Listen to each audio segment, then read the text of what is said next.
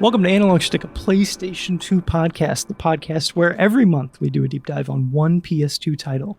We cover the game's development history, discuss its legacy, and share our thoughts and opinions on the game through a modern lens. We release a new episode of Analog Schtick on the 2nd of every month, so subscribe or follow if you'd like to stay up to date with the show. Please support the podcast by leaving a review or rating on whatever platform you like to listen on. You can find us on podcast platforms and YouTube as Analog Schtick. I'm your host, Clayton, joined as always by my sentient tiki mask co-host, Morgan. Morgan, how are you? Are you okay? You had like several conniptions in the middle of that intro. Just I want to make did. sure you're okay. All right. So here's me answering your greeting in my totally normal voice because I don't want to risk doing an impression of a certain type of accent that will cause problems. So yeah, I am, my white girl voice.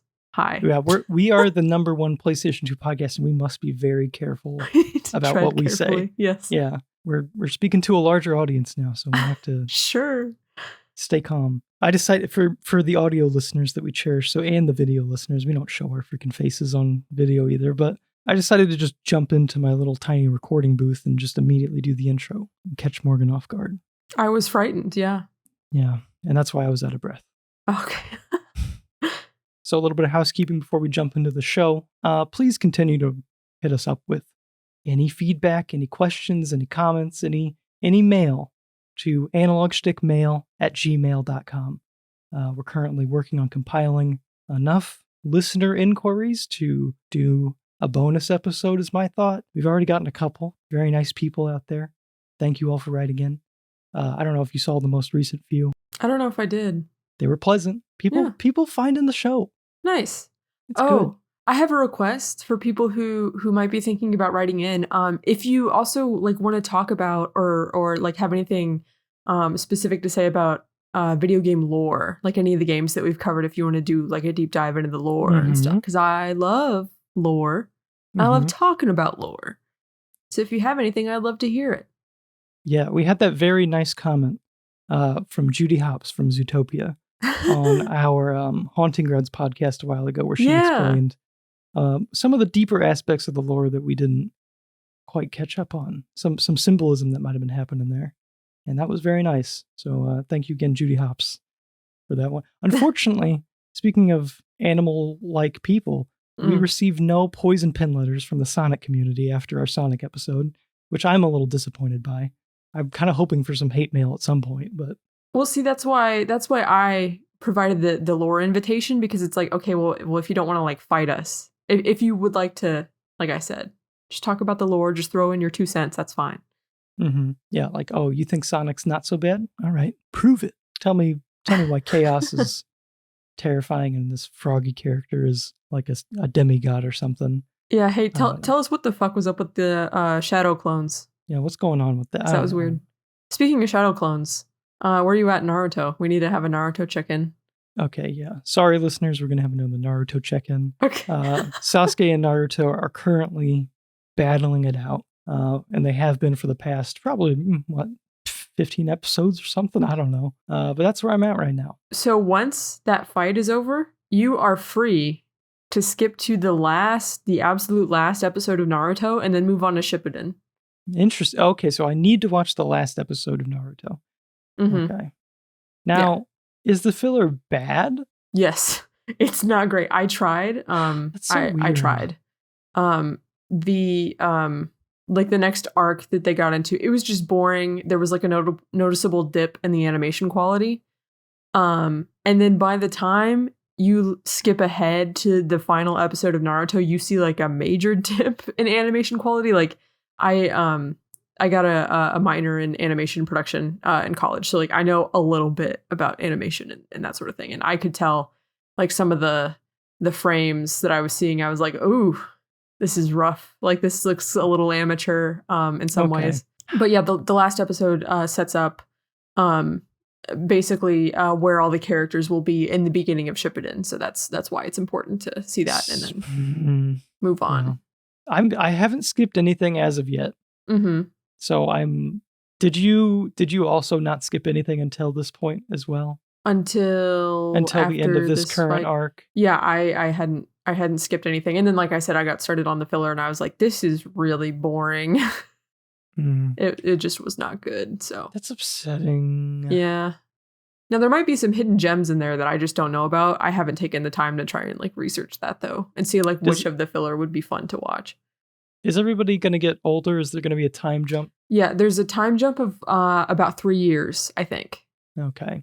And then Shippuden starts. So when you start Shippuden, might I just say, the first intro for Shippuden is hype as fuck.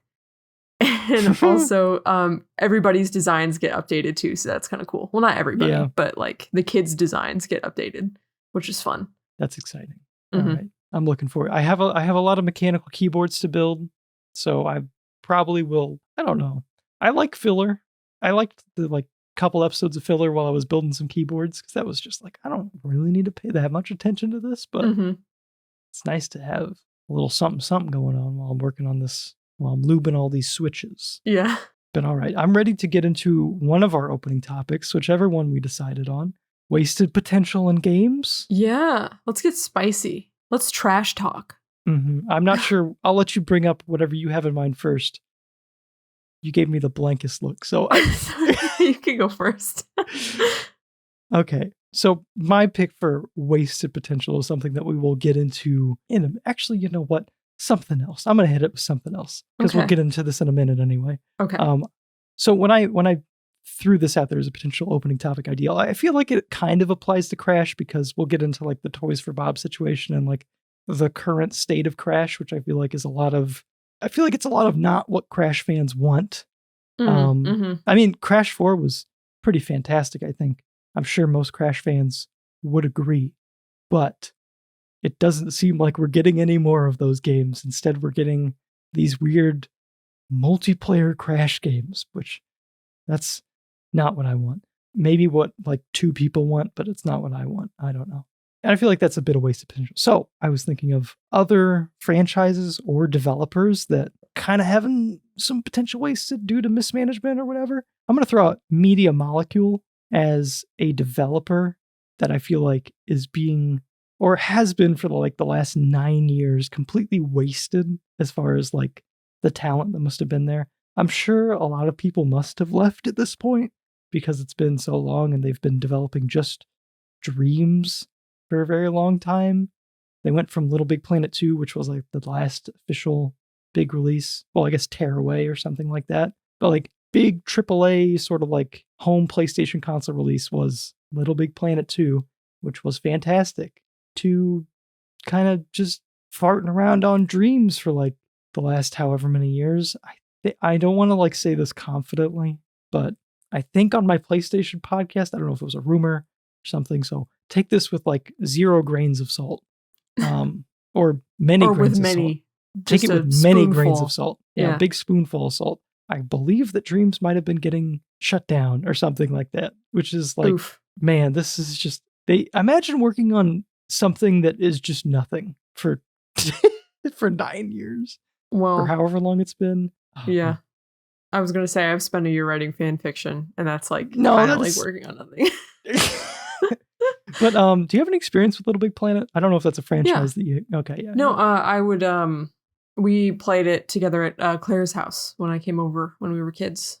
Absolutely, like, one of the most, like, I think, formative games when it comes to, like, this, like, weird aesthetic that I just love and have, like, a big fixation with is, like, the small. Like, you're playing as someone small and you're playing around a bunch of household, like, crafty objects and stuff. Yeah, you're just a little guy. Yeah, like Toy Story-esque, almost. Yeah. Like, it's small. That's not necessarily what Little Big Planet is. It's a bit more, like, all over the place as far as, like, what is what size and stuff. But it feels like you're a small little guy, you know, surrounded by, like, household objects and stuff like that. Another game that, like, really triggered this for me, which is also a fantastic game on its own, is It Takes Two, where you get shrunk down. Honey, I Shrunk the Kids-esque, except it's the parents getting shrunk down. What a beautiful twist on that. And they're getting divorced. And they're getting divorced. Morgan, you live with a gamer husband. How are you not playing this amazing co-op game? He is he's also married to Destiny. So. Oh, I forgot about your open marriage situation that you had. Destiny 2, yeah. Our third. Must be hard to. It's like a Mormon sort of relationship happening there, where he has 2 wives, but you have 1 husband. Yeah. I still like to think that I'm the favorite wife, but maybe. I mean, some days I question. No, kidding. He's up. Sometimes he's late to bed. Sometimes he's up with Destiny late into the night. Yeah, and I can hear him yelling in the other. No, oh my God, no! Don't even. Destiny is a game. I guess we should point out. In case someone is like living under a rock and doesn't. In case someone has not left the PS2 generation, doesn't know Destiny is a game, because it is also a name. I don't know. Yeah. No, we don't. There's not a third. It's just the 2 of us and this video game. It's like that meme, like me, my girlfriend, and her $500. It's like me, my husband, and his probably $500+ he spent on Destiny 2 and all of its merch.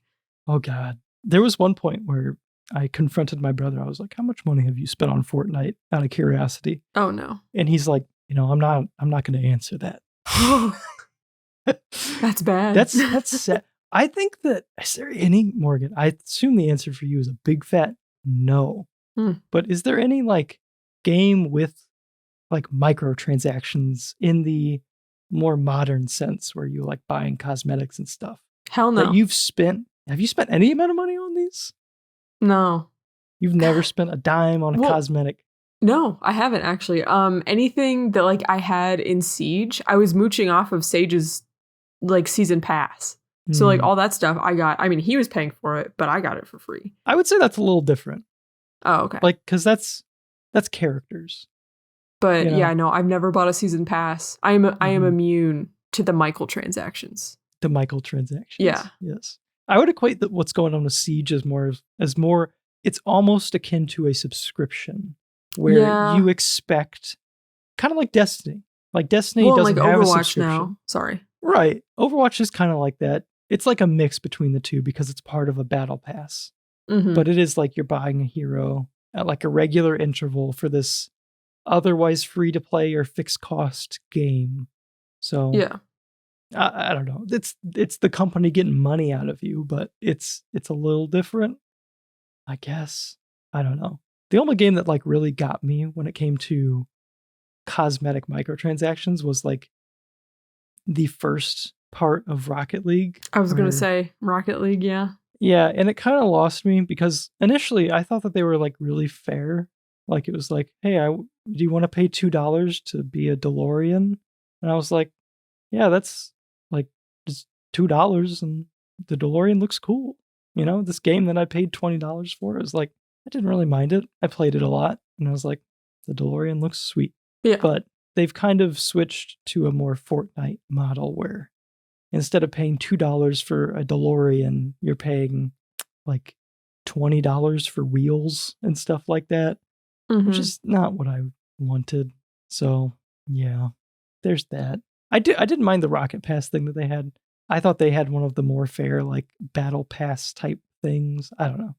That was the only game that I played where like I'm like, oh, it's so cool to make my car look cool. I don't think any other game has really done that for me, where I'm like, oh, it's so cool to make my, like, I mostly like the default skins in Overwatch and stuff like that. Or like the lore accurate skins for some reason. I don't know. I don't know.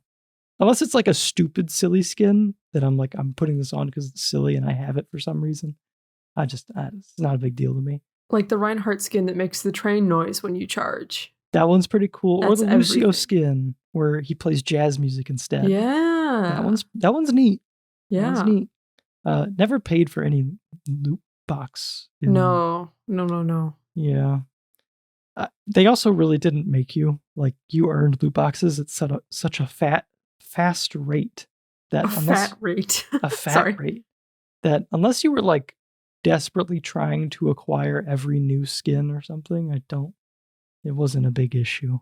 I don't think. But yeah. So Morgan, what is a game publisher, developer, or franchise that you feel like has a lot of wasted potential? Well, it's really hard to say considering the developer of the game that I'm about to bring up, because it seems like everybody always gives them the the benefit of the doubt, even though there's all these memes circulating about the man, the myth, and the legend, Todd Howard, and his lies, and you can't believe his lies. But I think one of the biggest wastes in potential in games, Fallout 76, really big stinker.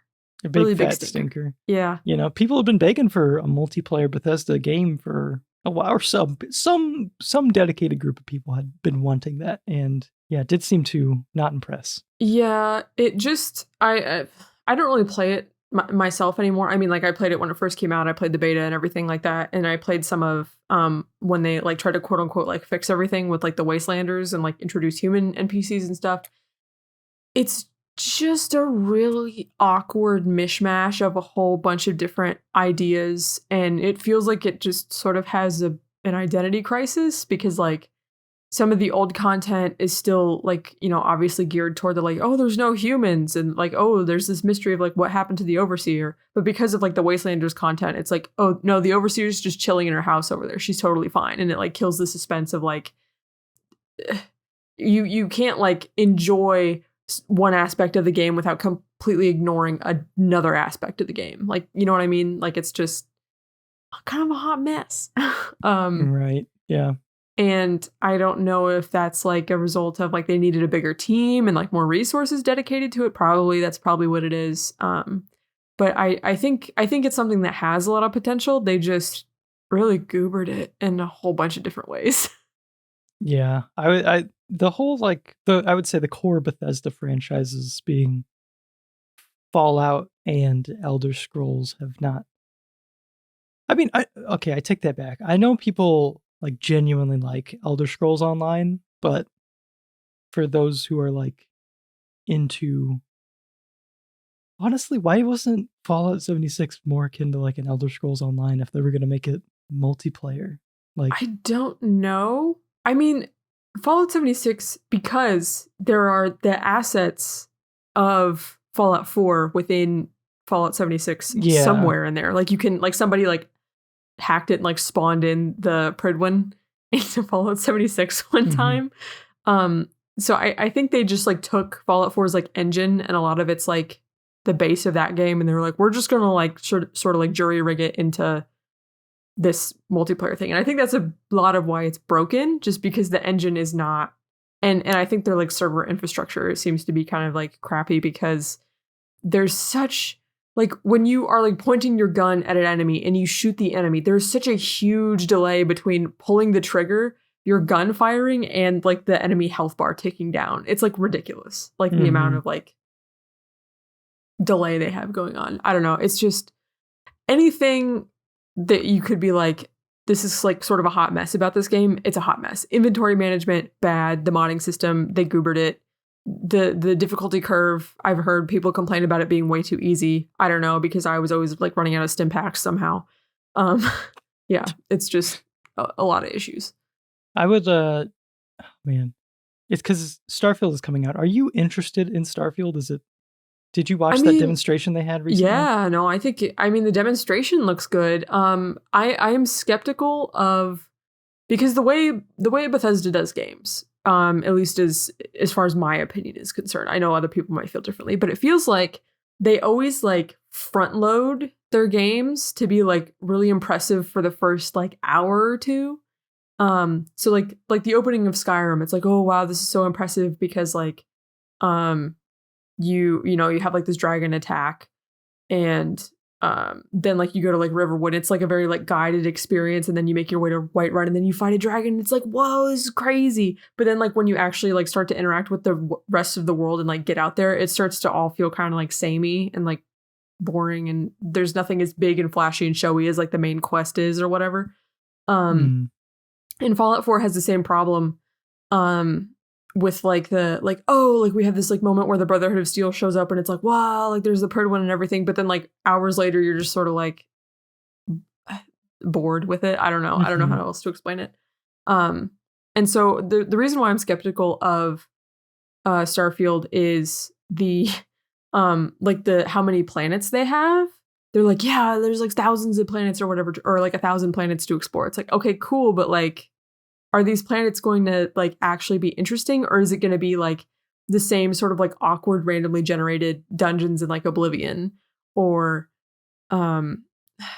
or all the quests going to be like radiant generated, sort of like how they were in Skyrim, where it's like, yeah, here's a quest, go to this cave and kill bandits, and it's like that's so generic and doesn't do anything for me. Or like, here, go help these settlers, like Preston Fallout 4. It's like that doesn't there is like no like storytelling. I mean, I guess there's like emergent storytelling, like depending on like what you come across as you're exploring, but there's no like narrative to latch onto there aside from, I guess, what you make of it yourself, which if you're doing the same basic tasks over and over again, it just gets boring. Right. I don't know. Yeah. So I am hesitant. I am not like on board like a hype train. I'm feeling very neutral. Like I'll see it when it happens, I guess, or I'll believe it when I see it, sort of a thing. I would put myself in like the skeptical category, and also just kind of blanket statement. I'm not super interested. Like it could be pretty great, and if it was like really great, then maybe I'd try to check it out. But I'm trying to cram in. I'm still trying to finish Zelda. Yeah, that too. I got to go back and like finish the platinum on Skyrim because I was so close before Zelda came out. And then I don't know what else is on my list. I'm working on clearing up some games that I just kind of have open. Got a lot of open tickets right now. So yeah. Well, and like for me, like personally, like a big draw to big like epic RPGs like that for me is always the storytelling and the characters, which is something that I get way more out of when I play like a BioWare game, for example, because that has the attention to detail with like the characters and like the plot and everything like that. And like Persona, where it's like, yeah, this is super dense, super meaty, and also very good. It's like, yeah. So we'll see. We shall see. I think that covers it for our opening segment here. I was gonna bring up Star Wars, but we discussed so much Star Wars in the Star Wars episode. So if you're interested in hearing us complain about basically the same thing, the wasted potential of Star Wars, then go watch the Star Wars Battlefront episode. Yeah. And the story where I shit my pants. And the story where you're not going to have to make it very far into the episode to hear that story. And I will not elaborate. Yeah. The podcast starts and you're like, I shit my pants. Yeah. It's basically how it goes. So let's cover some background information on Wrath of Cortex before we get into our opinions and such. So, Crash Bandicoot Wrath of Cortex is preceded by 5 entries in the Crash. I'm going to say Clash a lot probably, but I'm just going to keep going. In the Crash series. The Crash Bandicoot trilogy by Naughty Dog on the PS1, followed by Team Racing, which I think was Naughty Dog. I think so. It may have not been, but who knows? It may have been. I think it was. We're so good at podcasting. Yeah. Sorry. I'm actually pretty positive Crash Team Racing is. I'm not going to Google it. Okay, I'm Googling it. I was going to say, I see you typing. Naughty Dog. I knew it because we are experts on this podcast. Crash Bash was not, don't know who made it, and I'm not going to look that up. So, Wrath of Cortex is considered to be like the 4th main series entry. And it is also the first game to not be developed by Naughty Dog. It was instead developed by Traveler's Tales. Why did I pick? Why am I struggling with words? I don't know. I didn't pick these words. So yeah, Traveler's Tales, the Lego people, is probably how they're known. They're a British game development studio that's been releasing games under a variety of publishers, going all the way back to the Genesis and SNES generation. So they've been around for a while. I mean, they're still around today, making Lego games basically exclusively for Warner Brothers. But it's impressive to see such a long and storied studio still around. So notable games that they made before Crash were like Sonic 3D Blast, Sonic R. So they were working with Sega on those. And they had a variety of like Pixar games, Bugs Life for the PS1, and the like 4 Toy Story games for the PS1. I think Toy Story is like fairly fondly remembered. If not, it's like a fairly, I don't know, it's a memorable sort of movie tie-in game, I guess. Sage played through it not that long ago. He did for whatever reason. Yeah. Again, love being a tiny little person in a real big world. Yeah. So getting into Crash Bandicoot, the Wrath of Cortex's development.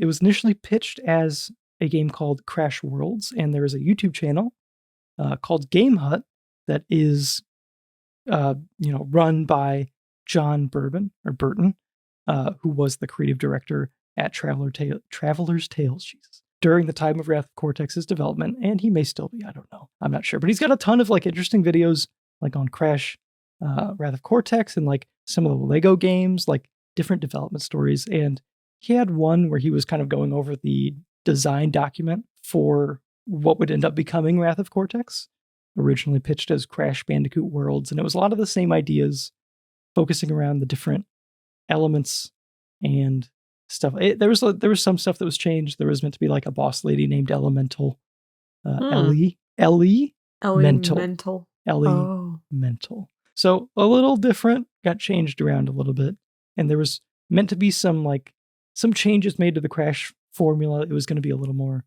open world, free roaming.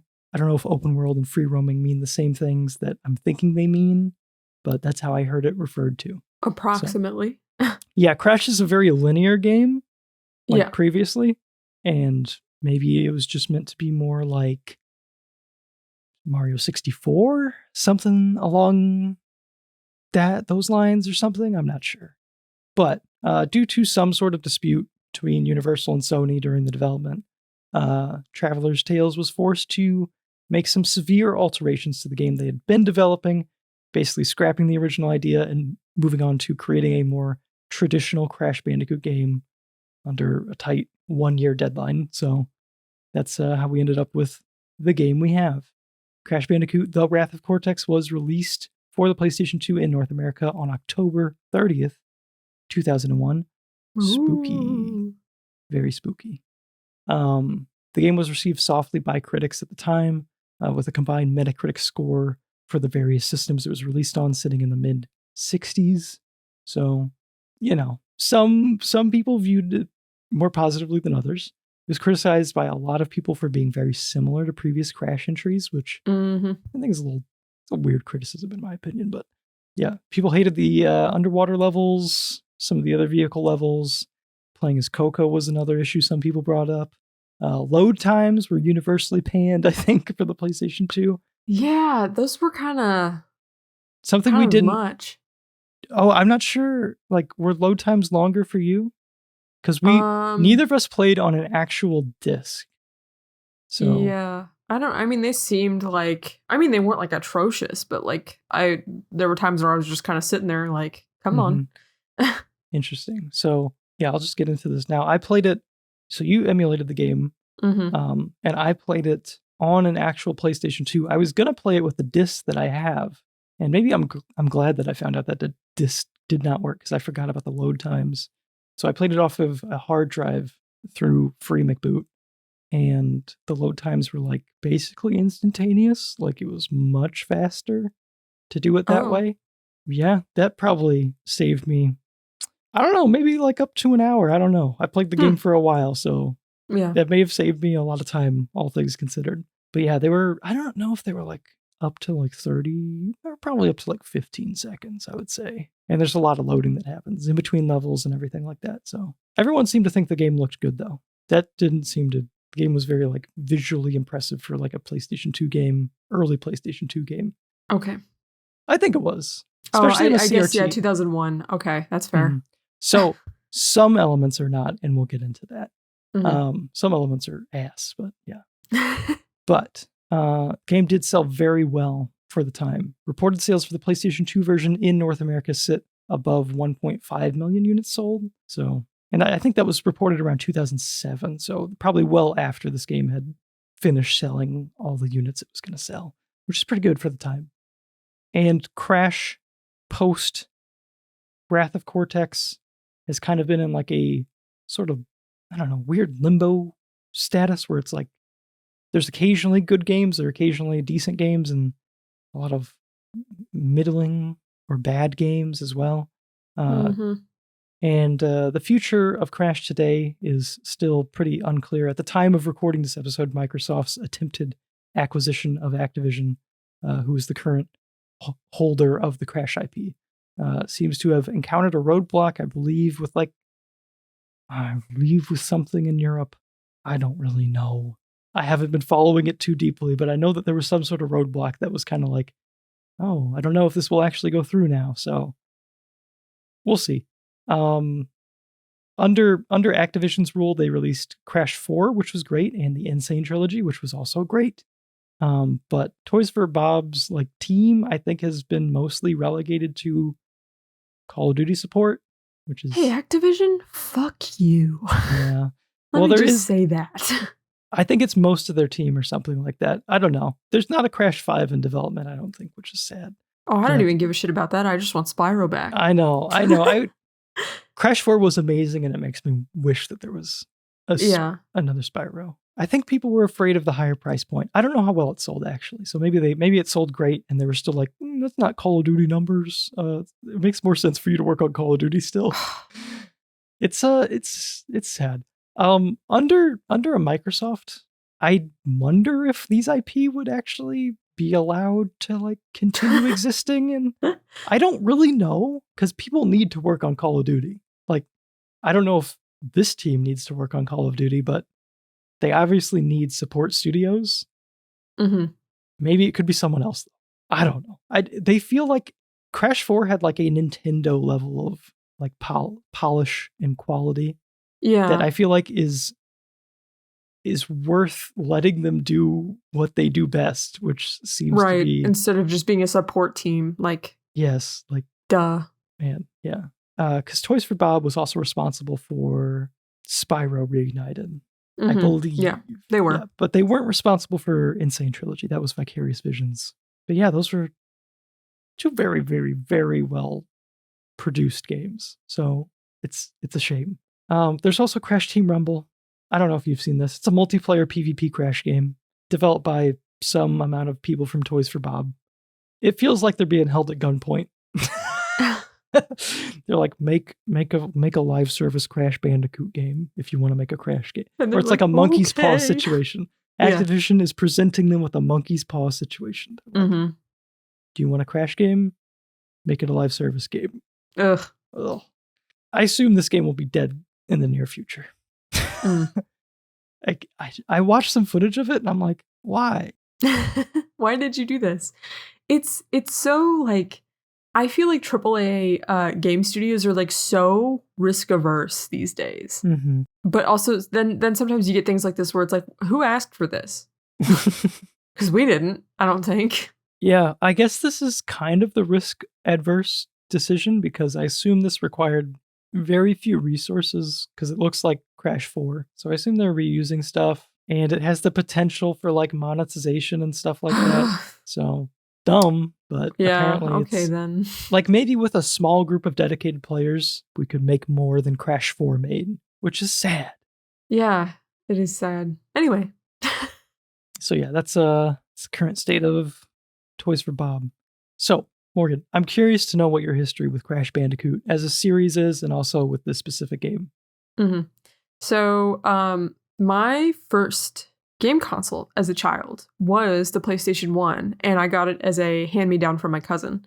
And my favorite games on the PlayStation 1 were Crash 2, Crash 3, and the first 2 Spyro games. That's a fun set of games to have as a kid. Yeah. So that's what I was like really into. Aside from, and then like we eventually got a PS2, got the Spyro Under the Dragonfly, which we're covering next month. Oh yeah, spoilers for the end of the episode. Yeah, sorry. And like Sly Cooper and Ratchet and Clank and all that. But yeah, so I would watch my dad struggle through Crash 2 and 3, and probably was trying to refrain from swearing a whole lot. At least I don't remember him swearing.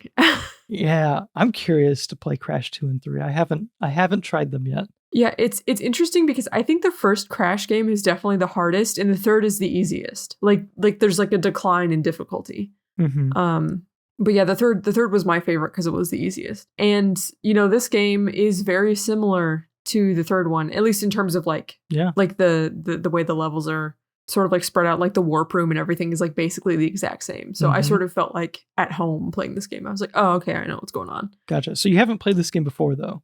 No, okay. I haven't. It feels like I remember it being a fairly common game, but maybe not to the extent that I was thinking. But yeah, my history with Crash, I had this game as a kid, and I think it was my first Crash game. I don't think I ever made it past like the fire world or anything. Probably something in the fire world, getting hung up on there or whatever. I just like to play the earlier levels because they were fun and easy. So yeah, that's my like kid history with Crash. Recently I did go through and get the platinum trophy in Crash 1. That was the literal first thing I did when I got my PS5. I was like, what am I gonna do? Get the freaking like hardest platinum trophy I can think of. Yeah. In Crash 1. So I think to complete it you needed like all the gems. All of that. But I think you needed the golden relics, which were like not the highest tier of speed run that you could do, but like the second highest tier. And it was a struggle. I remember some of those levels like at this point probably like the back of my hand because I just played them over and over and over over again relentlessly. They required like such you had to be so mechanically precise at all times. I don't know why I did that. Because you're obsessive. Maybe. I don't know. I think it's fun when there's some like challenge, like a very difficult challenge that is easily understood. It's like I looked at the game and I'm like, that's what I have to do. It's going to be hard, but it is like, that is it. I don't have to like collect all 700 Korok seeds or something like that. It's just like complete the levels by like these 2 completion requirements or whatever, which I was like, yes, I will do that. But I haven't played like Crash 2 to a significant degree or Crash 3, which I have been told are the better games. But I just like playing the bad games apparently. And I also 100% of this game. So yeah, I just beat the game. Yeah. So I beat the game once and then I was like, okay, I'm going to play it again and record footage. So I started a new save file and I'm like, I'm just going to 100% this game. Yeah. Why not? Well, actually, I think for like the earliest, like the first 3 chunks of levels, I was getting like 100% of the boxes. So like I was getting like the silver gem too, but then I just gave up. I was like, I just want to finish it. I don't care. Yeah. Did you end up using like save states to get through? Oh yeah. I abused the shit out of that. I think I definitely would have as well because there's some parts. There's like, some bullshit. There is. Man. We'll get into some specifics, but yeah. For now, let's get into some very, very, very, very, very, very, very important questions. So, Crash or Coco? You can only save one. Oh no. I mean, like Crash. I'm like, yeah. I don't know. He's dumb, and I find that charming. Yeah. I can't remember this because I only saw the intro to Crash 1, I think, once. But I think the whole thing is that they're trying to, like, Dr. Neo Cortex is trying to mind control Crash like he has with all the other animals. But I think Crash is too dumb. I think that's the whole, like, premise. Wait, like, in the intro of the first game? I think so. Yeah. I think he's just too dumb to be mind controlled, which is really funny. That's an accomplishment. Yeah. I think I'd save Crash too. Yeah. Coco's neat, but Crash is my boy. So Coco's going to have to perish for this question. Okay. Another very important question. Real test of your character, I would say. Are you pressing circle or R1 to slide? I would use circle because I would like to like slide and then go into a jump. Because that gives you like, I think that's like a little bit faster of a way to like get around. No, it's like the big jump. That's how you get real tall. But it felt more natural for me to move from like the circle button to the X. Interesting. With like the roll of my thumb or whatever. Interesting. I felt the opposite. I was like R1. That's the easy way to do it because I can just keep my finger on R1 and just press that sucker. You know? So again, very balanced podcast. Yeah. So, mangoes or Wampa fruits? How did you refer to them as a kid? I think I called them apples. I don't think I knew that they were supposed to be mangoes. I feel like everyone I know thought they were mangoes. Oh, really? Yeah. I think Wampa fruit is more fun to say. Wampa fruit is what they are. Okay. Well, But I'm I going to feel go like with Wampa, but I Mhm. definitely called them apples. That's interesting. Yeah, at work I was playing. At work we have this video store thing going on where we try to theme our offices, and ours is going to be a video store. My corner of the office was going to be dedicated to like video game rentals. So I was going to print out some Oh. fake boxes and stuff from different. It's a work in progress. I got some Pokemon VHSs and all that, but I do have a CRT that I brought in there, just constantly playing demos, trailers, long plays, all the sorts. And That's amazing, I was actually. playing Crash, and someone walked in and he's like, "Oh, he's not getting all the mangoes. That's not how you play the game." And I'm like, "That's so funny that we all thought they were mangoes, apparently." But yeah, mangoes as a kid, but apples. You know what? What an interesting take. Again, very balanced podcast. Now this one's a bit deeper. You might have to think about it a bit longer, and it does not apply to this game. Generally speaking, you could take it however you want. Actually, Okay. earth, water, fire, or air. Okay. See, I see the 4 elements. My first thought immediately, Avatar. Right. Right. Yes. I'm thinking earth bending, water bending, fire bending, air bending. I think I would be a firebender. That's fitting. Yeah. What about you? I think I'm like 70% air. 70%. I was gonna say, I'm bald. I was gonna say you have the bald head like the air nomads. I'm bald, but I do feel a little bit of a pull to earth. Maybe that's just gravity, but okay. I think I lean mostly towards air. I feel like earth would be my fallback as well. Like if for some reason fire, like if I wasn't actually a fire person, I think I would be very grounded, sturdy, can't push me over easily. Actually, I am a huge pushover. That's a lie. But if you had earth's powers, you'd become like a weeble wobble and you couldn't be knocked down. Yeah. You can like push me around all over the place. I'll just get back up and stand there. Anyway, can we talk about in game the water elemental's voice was not fitting in the slightest. No, I didn't think it was fitting. It was strange. Did you know who that was? He's the guy that does the military man voices. Yeah, like I recognize his voice from other things. Yeah, he's like the drill sergeant. Right, yeah. Yeah. And I'm like, why is the water elemental a drill sergeant? That makes no sense. Yeah, I don't know what... even...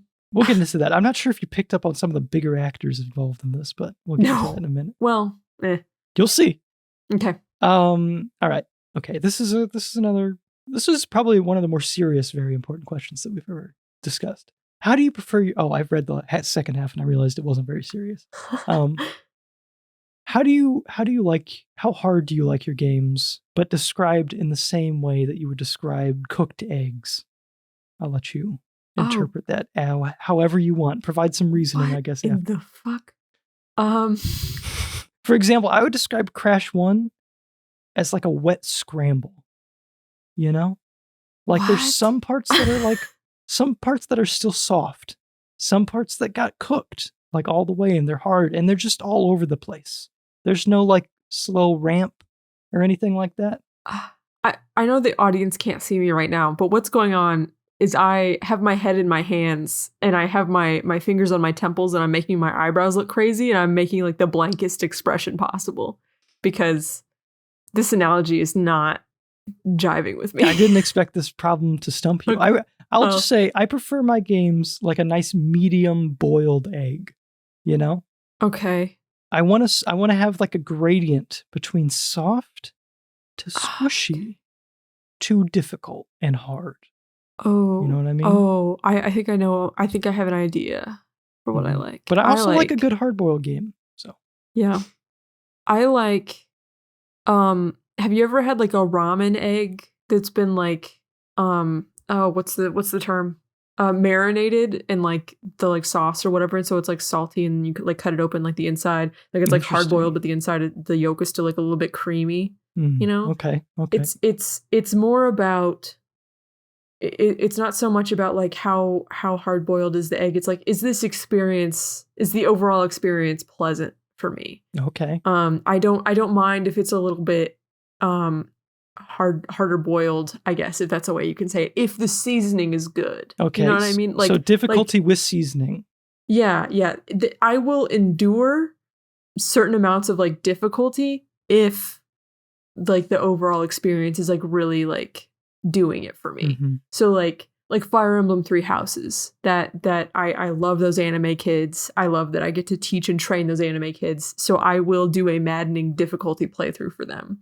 Also because like there's mechanics, like I like games with mechanics where it's like you can approach this from whatever level you want to approach it from. Like if you want to do a deep dive and like get really into it and like turn on all these like additional like challenges or whatever, you can do that. But if you want to like keep it more casual, we have a casual mode for you. Like that's what I'm about. Is I'm Right. about customizing the experience to my mood Okay. instead of just like banging my head against a wall. Like why Mhm. is this egg so terrible for me? Yeah. I don't know. You want like a golden corral, but only for eggs and different spices. A Yeah. choose your own egg sort of buffet.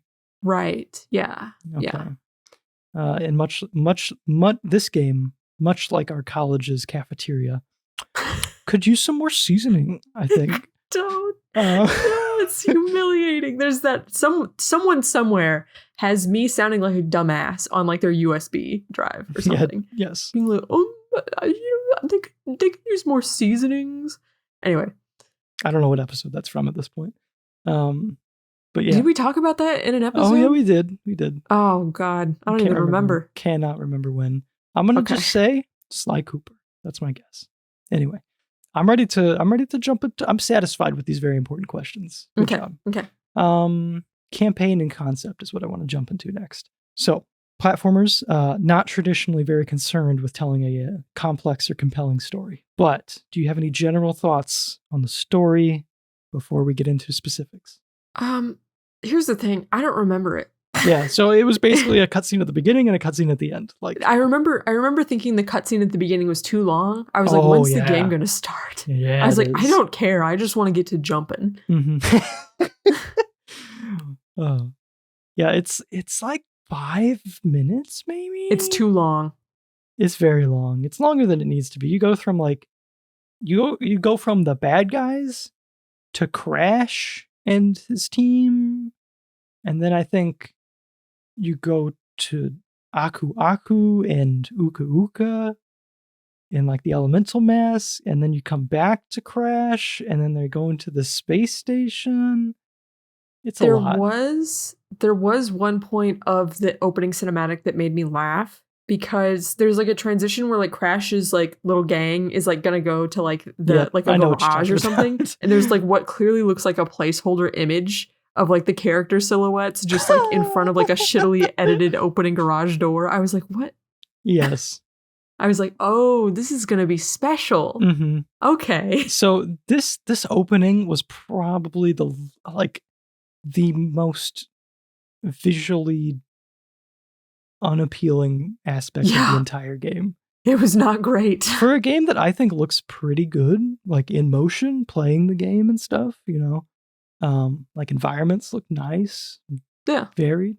Lush, as some would describe. That one guy at Sucker Punch? Yes.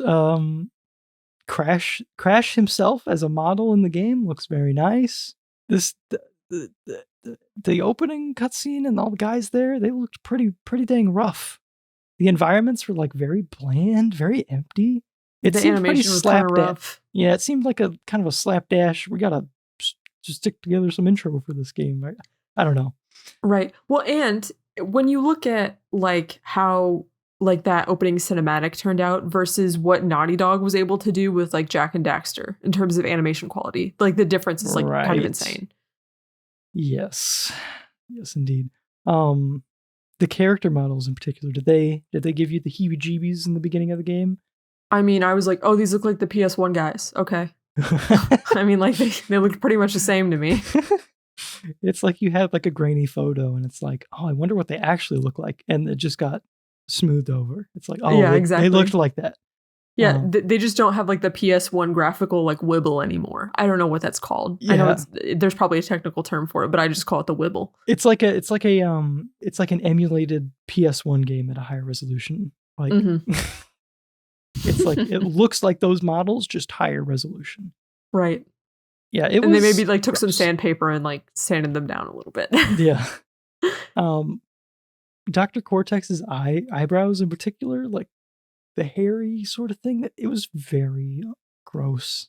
Yeah. That combined with the animation quality is just kind of sucked. Luckily, the game relies on not humans and masks for a lot of the, close-up shots, which is probably helpful.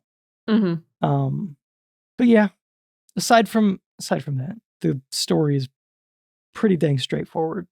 Basically, just Dr. Cortex creating a new Bandicoot, big, muscular, strong Bandicoot, to destroy Crash. And with the assistance of like a bunch of different elemental masks, Crash has to go through a series of levels and defeat the various mask bosses, and then defeat like a combination of all of them at the same time. Pretty simple.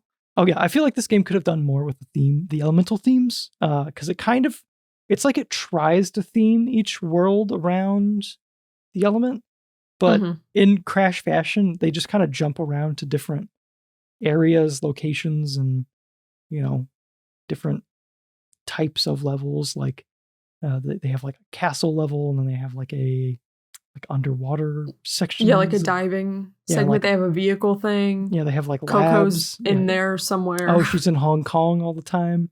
Yeah. So I feel like just to like add to like the cohesion of like this elemental theme that they had, I feel like instead of we still go to like various locations around the world or places themed around different places in the world, but throw that elemental theme into the design of those various areas. Like you could still be on a space station, but maybe it's on fire. I don't know. Like or like an underwater level, but there's like volcanic vents, and that represents like the fire or something. Yeah.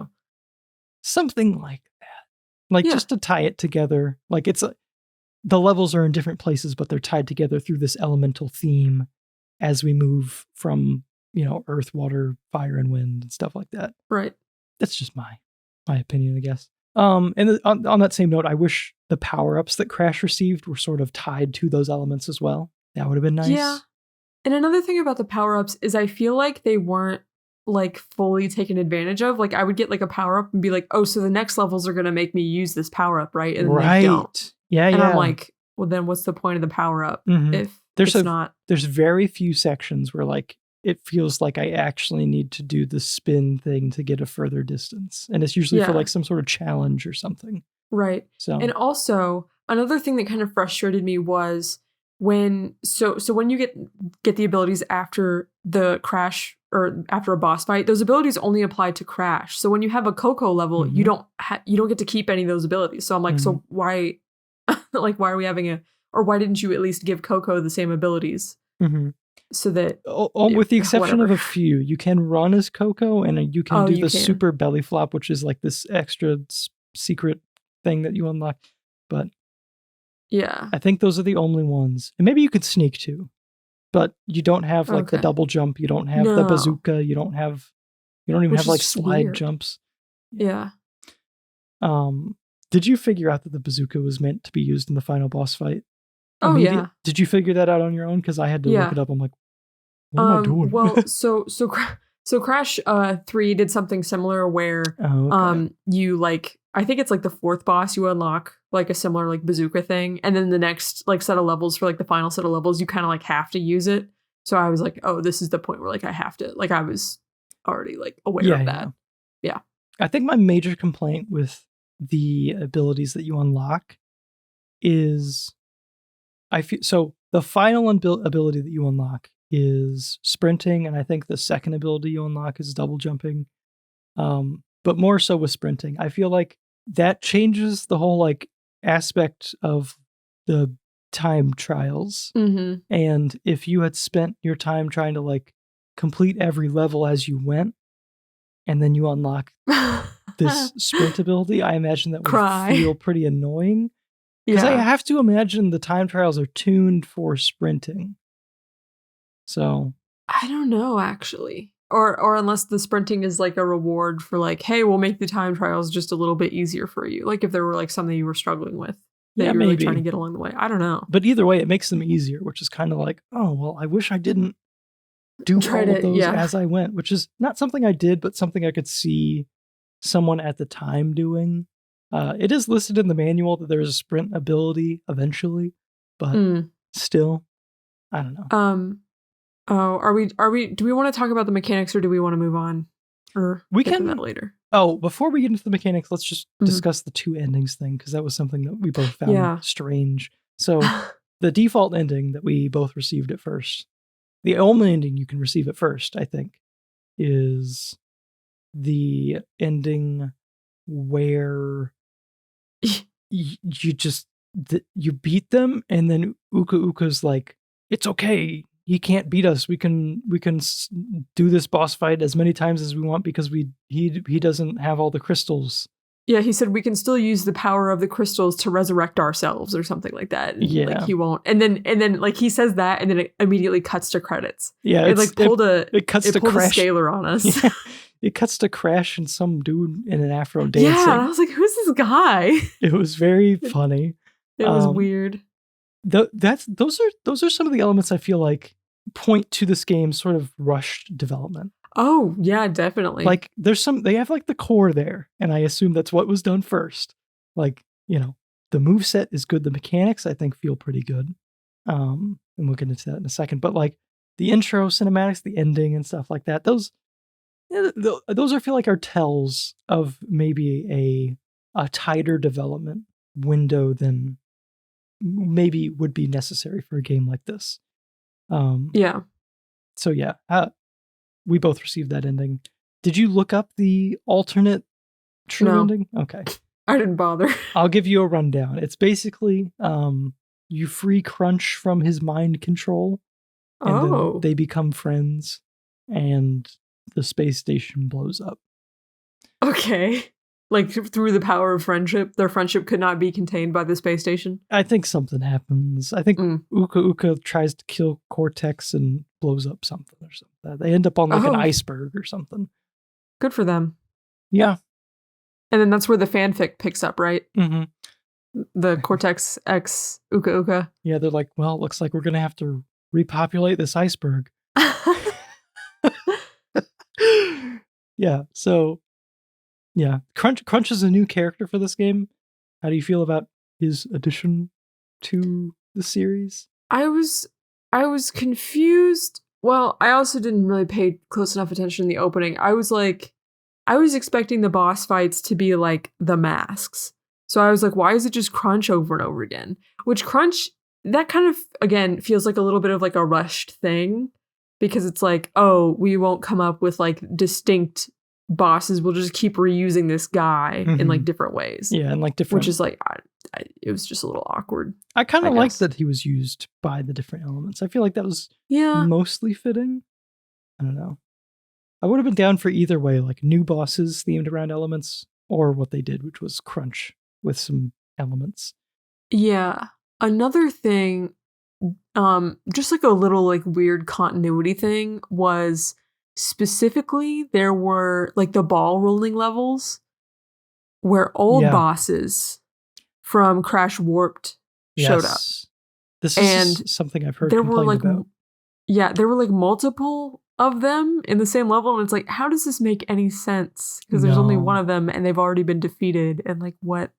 That was I found that very strange. Like, it was incredibly strange. Again, probably a byproduct of like it being so rushed. They're like, here, let's take these character models and just stick them in there. Also, frankly, feels a little disrespectful to Crash fans, because it's like, okay, you remember Tiny Tiger from the series that you love?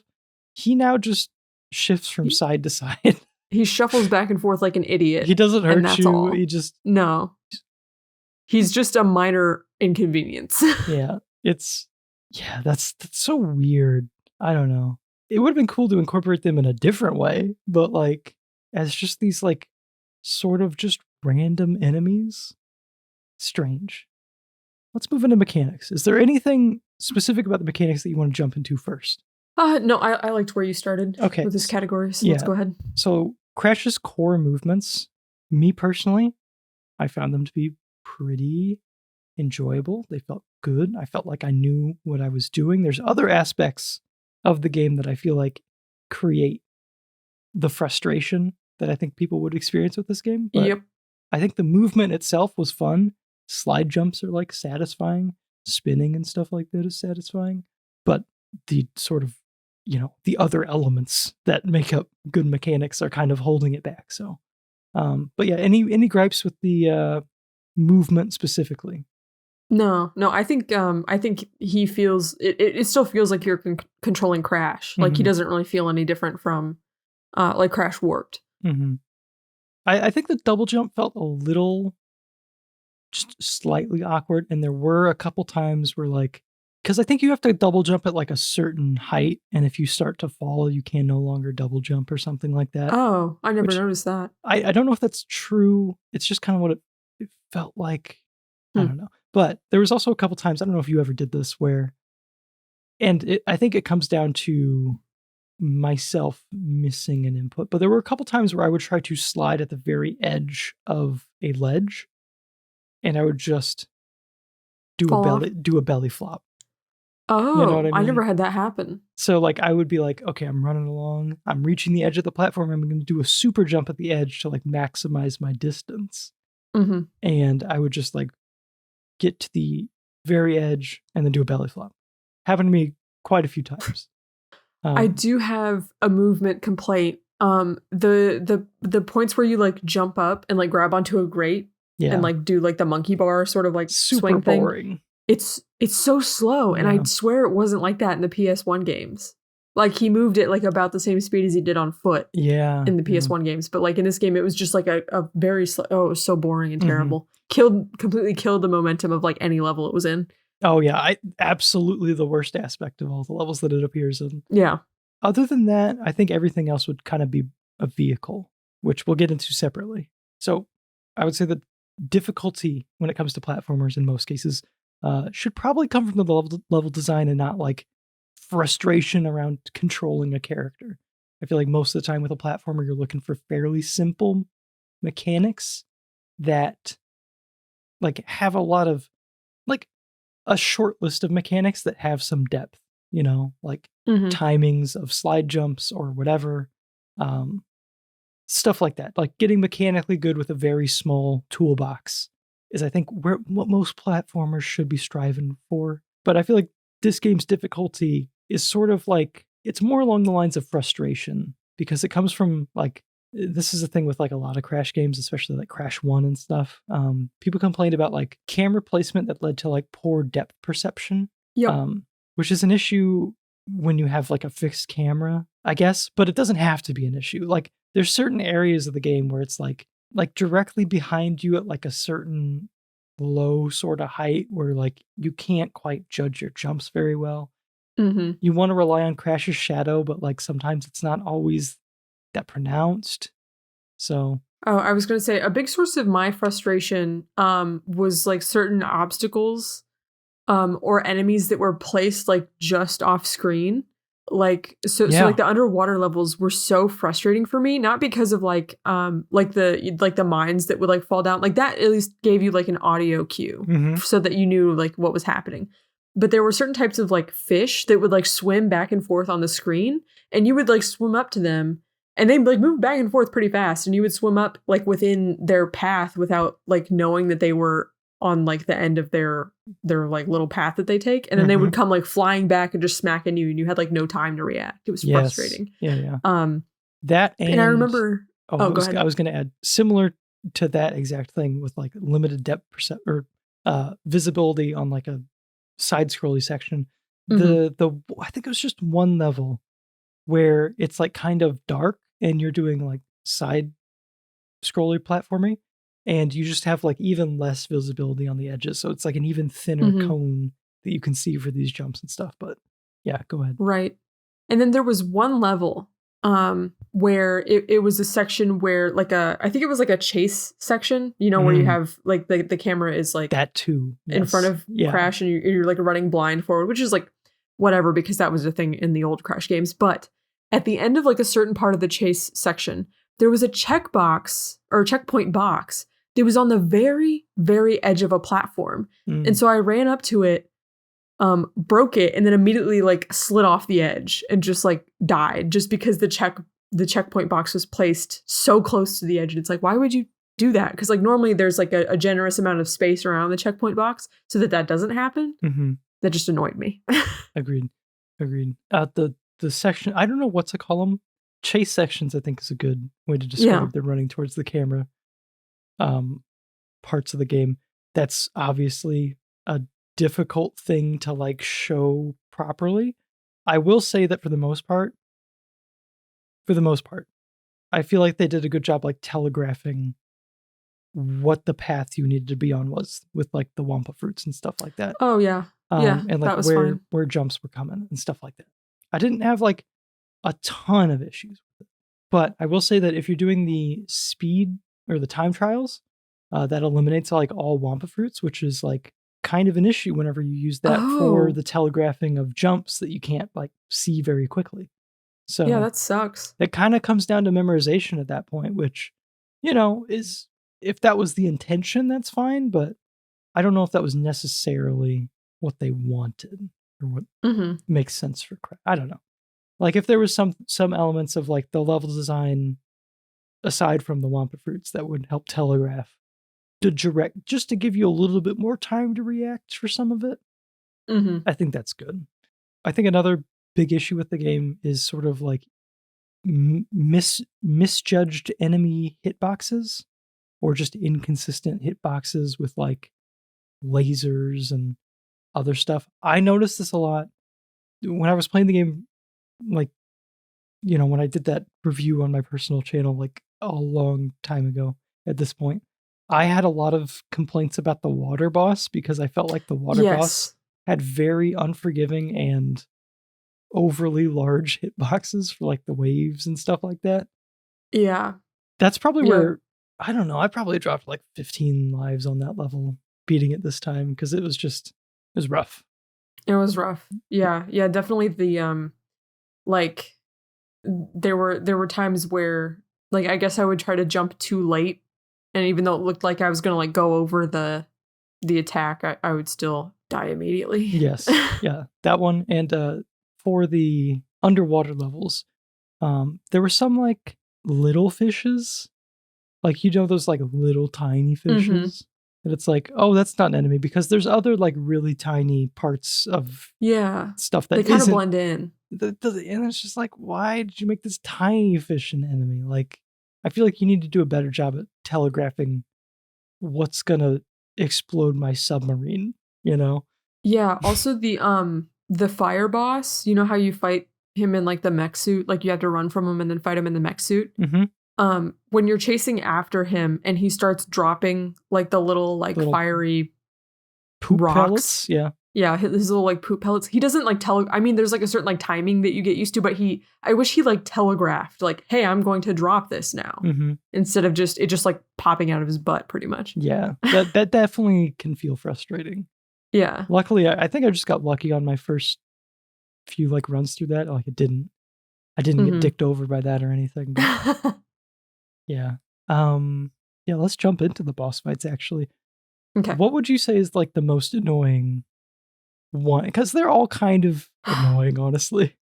Yeah, I mean, I think I texted you for the first one because I was like, this is like the stupidest thing ever because it's like it's just weird, like the two balls, and it just felt like it's not super sort of fun. like up to luck. Yeah. I probably didn't have the best strategy there. The water one I think was one of the most frustrating just because the hitbox was stupid. It's kind of weird how short that level is too. Like it's just a very short platforming section, but it's annoyingly hard. Yeah. The fire one I just mentioned, my issue with that, it wasn't like that bad. But yeah, he like definitely some more like telegraphing of his attacks would have been appreciated. The airplane one, I was kind of like, what the fuck? It's so long. Yeah, it was too long. And there were like certain attacks, like the one, I think it was his right hand where it had like the beam that would like chase you around screen. I kept like fucking that up for whatever reason and like forgetting how to move in a circle because the plane controls felt so wonky to me. I don't remember how they were inverted or whatever. Probably inverted both directions if I had to guess. But he would catch you with that beam and it would melt your health so fast where you're just like, oh my God, stop. I think that's where I just got stopped the first time I played it. Or not the first time I played it, but like whenever I played it earlier for that review I mentioned. But yeah. It sucked. It was like so like butt clenching. I felt like the whole time because you're just like, this is fairly simple, but like I gotta just like stay focused for like, I don't know, like 4 minutes is what it felt like. Oh, and then there was that one attack he had where there was like a blue like line that would like come down from over top. There were like sometimes that would come down. I had like nowhere to dodge to. It like covered the whole screen. That. Yeah, I don't know if he had to like shoot his face while he was doing it. That was because I ran into that too, and I'm like, did I have to like shoot it as it was coming out of his mouth or something to have I don't even know. I don't know. Yeah, so there were just like hits that I just tanked because I was like, I literally don't know how to like escape this. Yep. That one was annoying. How did you find the final boss fight? Very, I mean, like individually, each like little like different type of attack is not that hard to deal with. But like one mistake and like you have to do the whole thing over again, and that just feels so unforgiving. And there's like those sections in between where it's like, okay, now Crunch is gonna jump over here. He's gonna knock over Cortex, and you're gonna have to kick Cortex, or Uka is gonna have to pick him up and set him back. It's like some downtime in between that kind of makes it extra annoying. And also, one of the troubles that I was having initially was, so like after you dodge all of his like attacks for the round or whatever, and then he's like stunned for a little bit, it's so hard to run over there and get the bazooka aimed in time to hit him. Yeah. At least it was for me because it's like inverted and I'm like, whoa. Yeah. Whoa. It's a weird targeting system because it like shows what you're targeting on is like instead of where you're I don't know how to describe it. It's like there's like a reticle that you have to like a 3D reticle almost that you have to like move around as fast as you can. It's awkward. It's a little strange. I did find subsequent playthroughs of the final boss because I had to beat it. I beat it once, and then I played the whole game again, and then I beat it again to get the final ending. But there's actually easy ways to just dodge all of the everything. Like for Rocco's, you just gotta run not where the shadow is, which is the only one you gotta put like some amount of thought into it, basically. But for the ice cubes that like pop up for the that won't kill you. It just immobilizes you for a second. Also, if you just stand like at the bottom center, like no ice cube has ever. That's what I always did. No ice cube ever looked in my path ever. Yeah. For the fire, you just stand in between the two middle ones, and you'll be safe on one of them, basically. And then for the electric, if you just go to like the top in between two of them, you just can't get hit. So doing it again after learning all that, it's not too bad. I think water's probably my least favorite, although nice and short if you're able to pull it off, I guess. Yeah. I found the rock to be it's like boring almost. Like you don't get a move fast in the ball, and it's like awkward to control. You're not like chasing the other rocks around. You're just kind of I was just kind of waiting for them to circle around and hit me because I don't know. It's hard to react fast in that thing too. So yeah, and I got lucky on the fire thing, so I didn't have to deal with it too much. Anyway, okay, what have we not covered in the mechanics? So how do you feel about the pity mask? I don't care. Yeah, I have no shame. I have a little. I don't know. I have like I believe that I may be wrong, but I believe that in like time trials and stuff for like the original game, or for the Insane trilogy, I guess I should specify. I believe that starting a time trial removed your mask, but I could be wrong about that. I'm not sure. I feel like for time trials and stuff like that, I like the idea of just starting on a level playing field. You know what I mean? Like, you can't bring mask into it. You don't have to worry about that whole aspect of it too. Like going to another level and acquiring a mask or something. And you get a pity mask every time you die. I think it's like 5 or so deaths at a specific checkpoint, which is fine. I think that's good. I don't know if it stacks though. Like, I don't know if you can get like the second tier of the mask or anything like that. But yeah, I'll take the pity mask. No real problem other than like speed run time trial stuff. So how do you feel about playing as Coco? I think we already talked about this mostly. It's just like a nerfed version of Crash, which isn't super fun. Does Coco appeal to girls?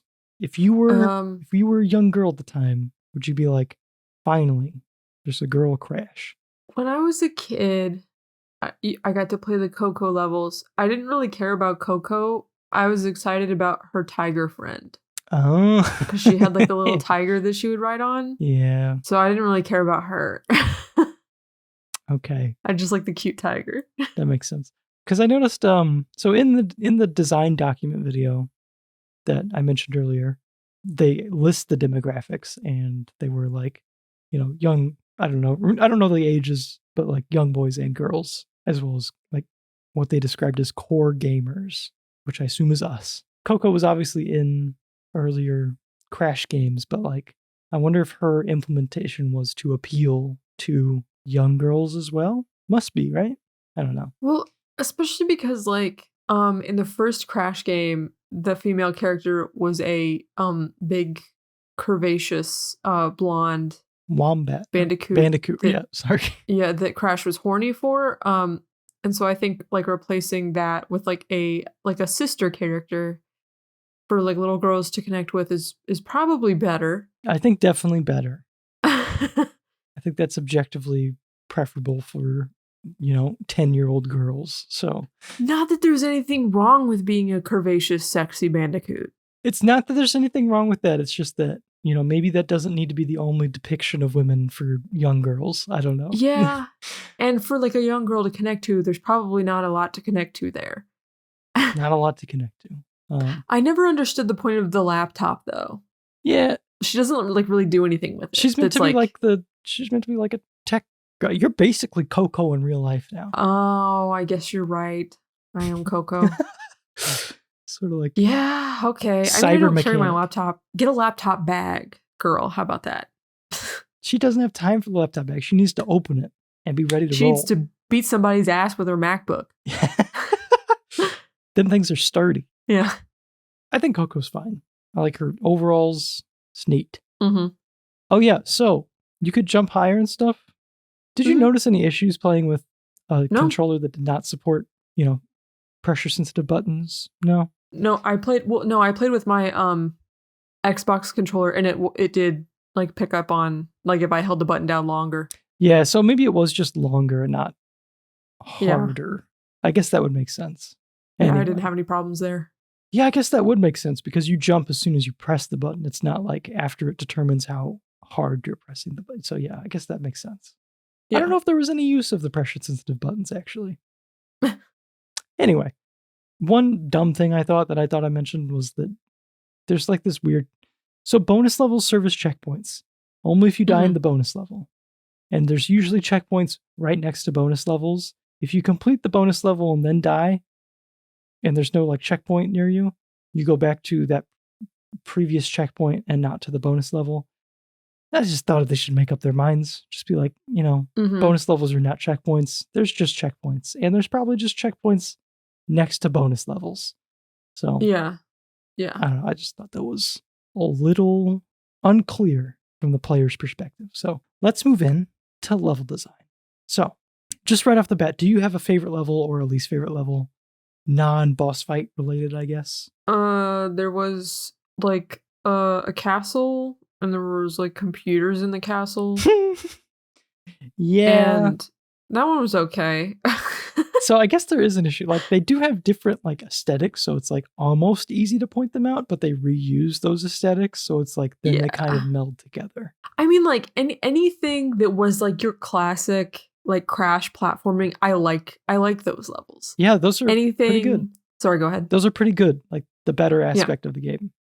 Right. Anything that is underwater or the airship, airplane, spaceship, fighter jet levels, I did not like those. Mm-hmm. They controlled weird and they did not feel great.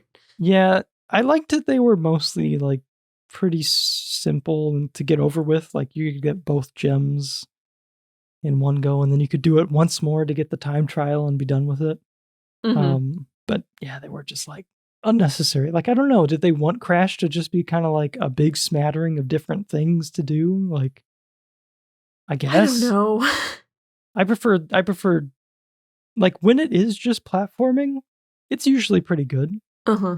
Well, and like Crash Warped did something very, very similar or pretty much like the same formula where it's like, okay, we have some like classic platforming levels, we have some underwater stuff, we have some racing mini games, we have some of the stuff with like Coco where it's like you have the tiger or whatever.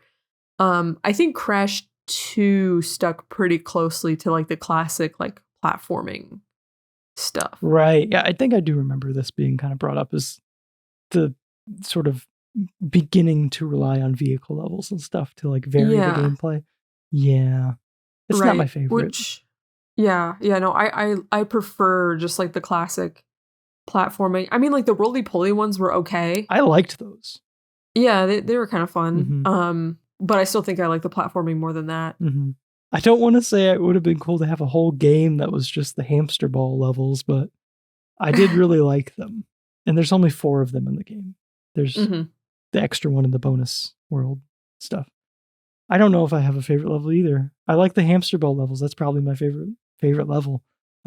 Any of the underwater sections is automatically my least favorite. All 3 of them combined. Actually, probably the last underwater section is my least favorite. They all suck. Yeah. I hate that you can turn the submarine towards you and you can't shoot. It should only be facing left or right. I hate it. I hate it all the time. It's terrible. It's so hard to like maneuver quickly, and there's like these fish that are like Usain Bolton around, and I just slightly off screen. Yeah, just slightly off screen. There's so much shit in front of the camera all the time too. It's annoying. I had to redo that one, like the last submarine level. I had to redo it once because I missed a box. I like got to the end and was like, oh, I have 84 out of 85 boxes and I want to die. So I had to redo it. And then I had to redo it again because it was the only level that I didn't get the time trial in first try. Because the like Sapphire time trials are like pretty generous. Like if you just beat it quickly, kind of always holding gas or whatever, you can pretty much get the time trial complete. But that one I had to do twice. It's like I want to die again. It's terrible. I hate it. Because in the time trials, you can't die. Because it's just one shot through the whole thing. And those submarine levels, they go so slow. Mm-hmm. They feel so long. They're so long. And I hate them. Yeah, so it feels like that was most of my time spent in the game is those goddamn submarine levels. There's only 3 of them, but they overstayed their welcome. I like the 2D side-scrolling sections. My only gripe with that is that they don't lock the Z-axis, and you can still wibble-wobble around and stuff, which is annoying. Sometimes it misaligns you from jumps and stuff like that. Mm-hmm. It's dumb. Anyway. It is dumb. Anyway. We already mentioned the running towards the camera sections, and I know that you hate being chased. Is that triggering for you? You know, somehow being chased is a little less worse if it's like you see a tsunami wave. Is it that you see it? Like if it was, imagine the camera's flipped around and you just know that there's a tsunami behind you. Would that be more scary? I don't know. I honestly don't know. I guess like, yeah, if I couldn't see it, but then like I could see like evidence of it like creeping up on me, like a shadow or something like coming over me, that might like stress me out a little bit more. Yeah. But like when you're being chased by like a big creature, that's like a little bit more stressful to me than like I said, like the tsunami. And I feel like there was like the herd of rhinos. That wasn't really stressful. I was more like, oh, cool, a herd of rhinos. Mm-hmm. Like I wasn't like, oh my god. I'm so scared of like rhinos. The dragon. Yeah, the dragon's so like dopey and stuff that it's like not super. Yeah, that wasn't bad. I guess it's being chased by something scary. Yeah. Well, and like as a kid, I guess I have like the memory of like being chased by like the Triceratops or whatever, and like that stressed me out really bad. Okay. But I'm a grown-ass woman now. I can handle these Crash Bandicoot levels. Mm-hmm. I feel like being chased is like part of the Crash game's identity too. For better or worse, I feel like you can handle them well. And I feel like Crash 4, from what I played, I think it had some of those sections and it was like, yeah, this is good. It's fine. I wonder if that was inspired by the Indiana Jones scene, or if the Indiana Jones scene was inspired by something even older. I don't know. I would say that even if the Indiana Jones scene was inspired by something, I'd say this is probably inspired by Indiana Jones. Yeah. Unless I'm really stupid and my like young age is showing and I just completely misremembered when certain things came out and in what order, but I'm fairly confident in saying that Raiders of the Lost Ark. I think it's Indiana Jones. Yeah, it came out first. Okay. Yeah. So yeah. So with PS2 vibration, it was like the entire time you're being chased, you're holding down on the movement stick. And your controller's just like vibrating like nobody's business. And there were like multiple times where I had to like reach over with my other hand and like readjust my thumb because I like couldn't like stop running forward, but like it was vibrating so hard it was like slipping my thumb off. So yeah, it was just a little weird. It's immersive. Yeah, and you can turn off vibration, I'm pretty sure. So it's not that big of a deal, but I thought that was funny. So we already mentioned the vehicle levels. Is there any vehicle that we didn't discuss? I hated the hover pack levels. I was going to say there's only one the hover pack, but there's a bonus one that. Oh, the bonus levels are weird. There's the 5 bonus levels that you can go to. If you go to the center in the hub world, it'll take you to like 5 bonus stages after you complete the main game, and you unlock those by getting the time trial relics. And then there's like 2 gems in each of them, and yeah, they're weird. The first one is I think it's just one of the castle Crash levels, but you play as Coco and it's dark. So you don't have like Crash's mobility, but it's still doable. And then the second one is another race. Like in which we forgot to bring up the race in this game, but the race. Oh yeah, the one race. So let's bring up the race. The race sucked. Like it did suck. It was you were so slippery and everything was so bumpy. Yeah. And it was so annoying to like for you to be so slippery and to like bump into an enemy racer and they would just like immediately kill your momentum and like not like you bump pass in response. Like they could bump you around, but you can't bump them around. I hate that. I hate that in games. Getting all of the crates in that level nearly ended me because it's just it's one lap. Yeah. And it's very hard to be precise in that thing. It's so easy to miss crates. And then it's like, well, I can't freaking reverse unless I could reverse. And I'm just like a big stupid idiot. And there was a reverse button the whole time. But it's like, I would have to start the level over again. And it's like, I went like so slowly just to get them all. I was like, but even then it's like, you can still miss them. It was dumb. But the second bonus level is a race in mine carts against Crunch. Huh. It's weird. Okay. So there's like a bunch of alternate paths and stuff.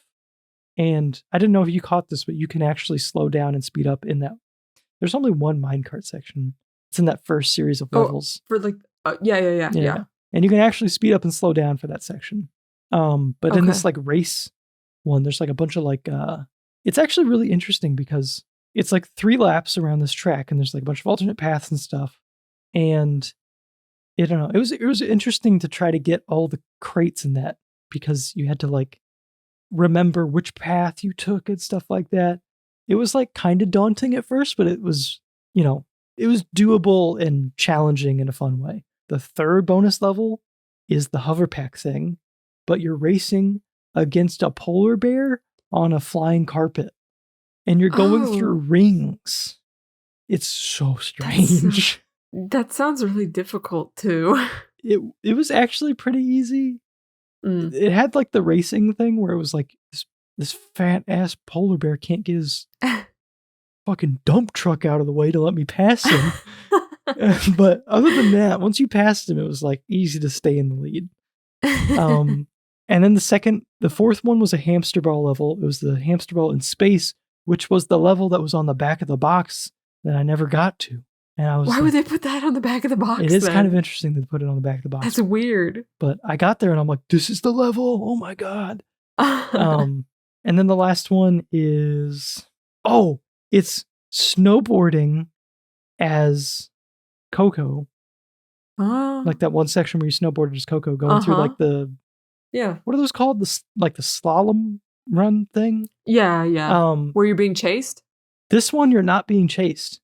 Okay. It's actually like there's no checkpoints or anything like that. It's kind of like an endurance thing. And you're going on like a set path that has like a bunch of like different tiers and stuff. So it's more like platforming on a snowboard. Like SSX? Kind of like SSX with crates. Which was cool. I didn't hate it. It was a little stressful getting all the crates because it was pretty long and you can't back that snowboard up. But you can go as slow as you want. So they're pretty much as slow as you want. So the bonus levels were actually pretty fun. I just derailed the conversation, I think, to talk about the hover pack thing. Is there any other? I think we talked about everything else. There was that aliens like mech suit. Oh, I hated that. I didn't love it. No. Did not love it.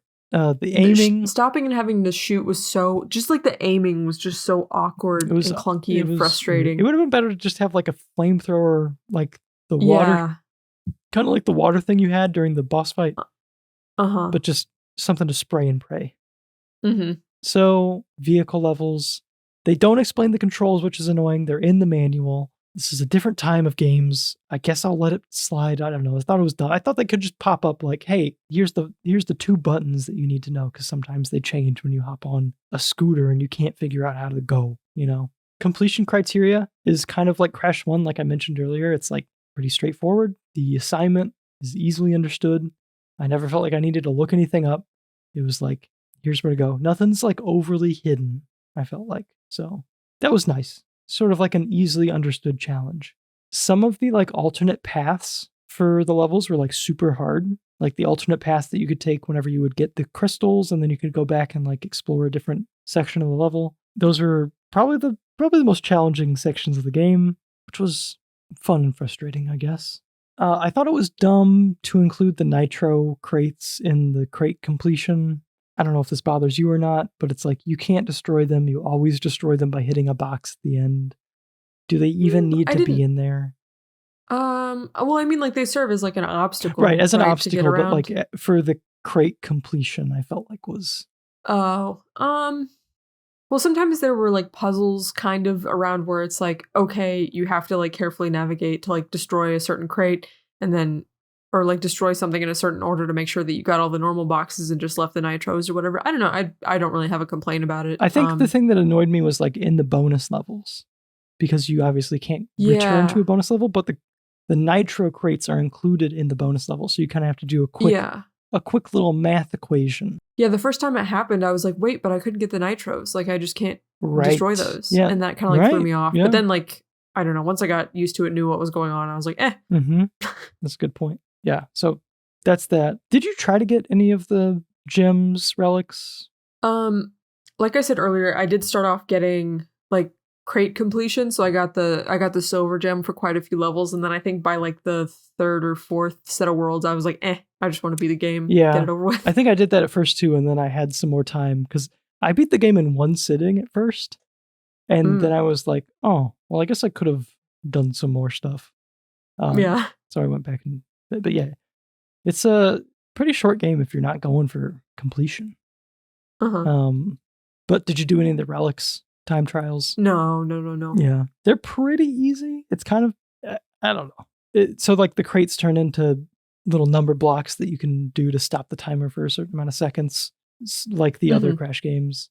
Yeah. Which is neat. But yeah. Okay, so did you have a favorite level aesthetic? You said you liked the castle. Is that like... Yeah, I think the castle, anything that was like jungly. I like the jungly stuff too.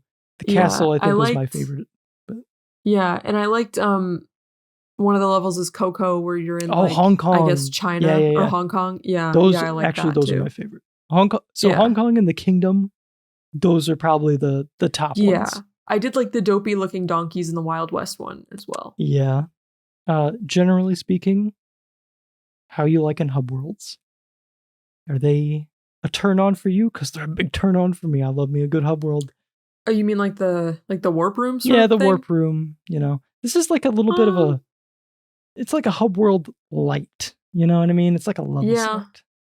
I think I like how Sly Cooper did hub worlds better. Yeah, you've never played Mario 64, right? No, but I know what you're talking about. The take on hub worlds of Mario 64, where it's like a big place that you constantly return to, with like little secrets and stuff is just my Yeah. favorite thing. No, that's fun. Yeah. Because it's just like it becomes like home, and then it's like discovering that your home has an attic. You know what I mean? Yeah. It's very fun. You can be like, there's this room I've never been in my home. That's fun. And I wish more games had like a Mario 64-esque castle. I don't know. It's real good. I'll take this though. This feels nice, and I like returning to a place. That's fun to me. Yeah. I'll just I think I covered most of the collectible and completion stuff as well. Okay. Let me just I think you did. I skimmed through there. Yeah. Pretty quick, so. Yep, and I covered all of the stuff. So visuals, we already discussed that the opening cutscene looked pretty terrible. But the gameplay, like the game itself, moving through the levels look pretty well detailed and stuff like that. How do you feel about like the sort of trope in the Crash series where Crash will get gruesomely murdered at various points? I think it is like, at least if you're going to kill the player over and over and maybe frustrate them a little bit, at least give them something funny to look at, you know? So like, I'm okay with it. Yeah. I like turning into an angel instantly. Yeah. That was fun. It's like that meme where it's like they just end up in heaven instantly. You know what I'm talking about? Yeah. It's like, okay, it's like someone's got a gun to your head. It's like, okay, I'm gonna hit the gun out of their hand. It's like, what? And then they're just in heaven. It's like like finishing the motion. It's like, oh god dang it. I like that. Getting like cut in half, and it's just like comedically like just like half your body falls off. It's like, or like his legs kept walking. Yeah. I was like, whoa. Yeah. Or just getting like turned into ash, and then you're just eyeballs. Yeah. Right. It's like slapsticky, you know? Tom and Jerry-esque. Yeah. It's fun. And I believe that's still a part of the Crash games.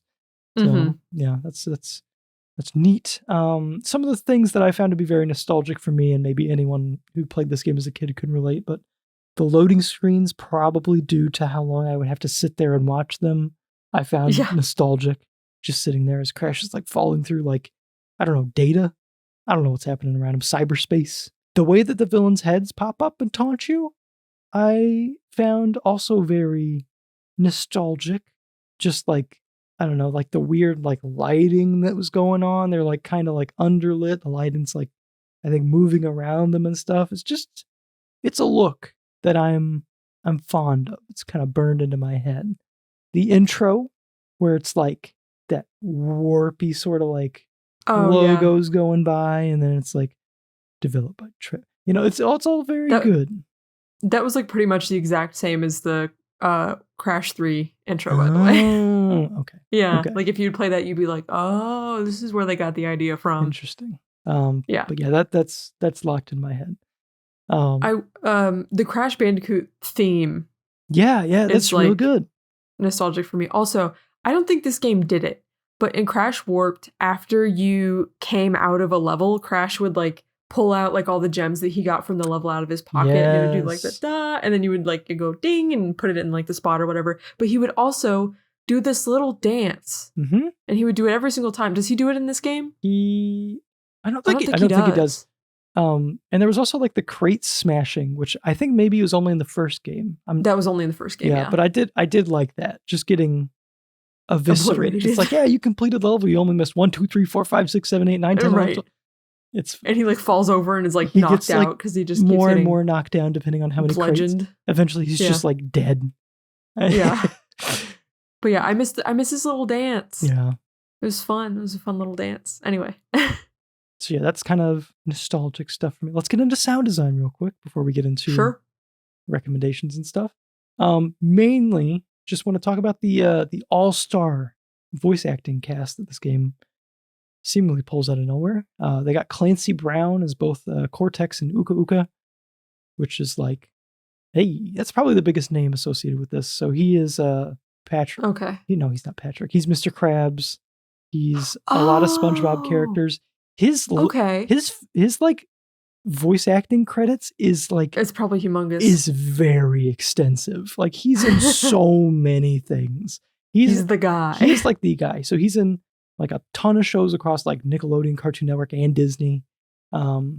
He's done a good amount of like video game stuff as well. He was in Sly Cooper, he's in Jack, he's in God of War, he's in Mass Effect. And he had like a starring role in Detroit Become Human where he plays himself. Oh, wow. Yeah, he's mocapped and everything, so it's just him. It's Clancy Brown in there. I love Detroit Become Human, by the way. Fantastic. I'm hesitant to recommend it to you because I'm not sure if you would actually like it, but okay. it is fun. It's a choose your own adventure game. Yeah. It doesn't have a fantastic, maybe you wouldn't. It's a little heavy-handed with the symbolism and the writing and all that. Okay. Is it fun to just do different things sometimes and sometimes characters die? Yes. Yes, it is. Is it fun to have Mr. Krabs swearing at you? Yes, that is fun too. So yeah, Clancy Brown, probably the biggest guy. This was also one of Mel Winkler's roles as Aku Aku. He voiced Aku Aku in, many of the future Crash games, starting with Crash 3. He's also a fellow Midwesterner. So salute to Mel Winkler. Passed away recently in 2020 at 78. You can really feel his old. I thought he was Lance Reddick at first when I was like listening to the dialogue and stuff. I was like, is that Lance Reddick? Like, this feels like some sort of famous voice that I've heard before. They very sweetly paid respects to him in the Crash 4 It's About Time credits. Nice little illustration in memory of. So that was nice. So the masks. Now sit down for this. So we got Thomas Wilson, Biff from Back to the Future, basically just playing. What the fuck? Basically just playing Biff as Rocco. Okay. Or Rocco. I don't think I recognized his voice. Yeah, he's like he feels like he's just Biff. Like it's like they took sound. Butthead. Yeah. And then we have Ronald Lee Emery as Wawa, the drill sergeant from Full Metal Jacket, who is a real ass. Recognize the drill sergeant voice. Yeah. I don't know if you remember this fun fact about Full Metal Jacket. He's just a real drill sergeant. So they brought him in to coach the actor who would be the drill sergeant, and they were like, "We'll just use you." They were like, "Actually, let's just use you. You're really good at this." Yeah. So yeah, that's him. I don't know if he's had like a bunch of other roles, but he is the drill sergeant. So yeah. I need to see Full Metal Jacket. It's not a fun movie. I've watched the first half of Full Metal Jacket, which is weird because it becomes a different movie after the whole like boot camp scene. Anyway. And then we have Mark Hamill as Pyro. I didn't even process that. Yep. I don't think I was listening to any of the in-between cutscenes at that point. Yeah. His stuff was a little weird. So he's Luke Skywalker, obviously, and then the Joker, probably his two biggest roles. Luke Skywalker, obviously being the biggest, but and he's also a character in Kingdom Hearts. Oh, really? But not a game that we're gonna play for the podcast, sadly, unless we open up to PSP games or whatever. Maybe we have to at some point. All right, that's all we got for the games before we get into the recommendations. Unless you have anything else to add. No. All right. Where can you play this game? In the year of our Lord 2023, you can play it on a PlayStation 2, a GameCube, Xbox, or you can emulate it. Playing it on PS3 through backwards compatibility is a nice experience. There's a smoothing mode, and that may be more accessible to most people through HDMI. But the long load times, PlayStation 2 disc and stuff like that, I don't know. How'd you like emulation? Fine, I have no complaints. Upscaled, it looks pretty good, so maybe that's the play. Do we recommend this game, Morgan? I'll let you go first. I think the original trilogy has a bit more charm in some ways. Mm-hmm. But if you like Crash, if you like platformers, then I would say yeah. Okay. I don't think it's terrible. I think it has its flaws, but I know we say this a lot. This is not the worst thing we've experienced. No, it's not the worst thing we've experienced. So whenever I played this game for the first time, I was like, this is a bad game. Yeah. Playing it again after Crash 1, it's not that bad. I'm like, this is, I think, maybe better than Crash 1. and maybe more in line with that original trilogy than I initially thought. I will say without the save states, I would have been ripping my hair out. Yeah. So maybe just consider emulating and cheesing with save states if you feel like you got it to get that ramen egg experience where it's Right. like you select how you want this to go. Mm-hmm. This game is like not as bad as I thought. I was expecting a stinker, and I ended up completing it, and I enjoyed my time for the most part. I know we talked about a lot of the negative aspects of this game, deservingly.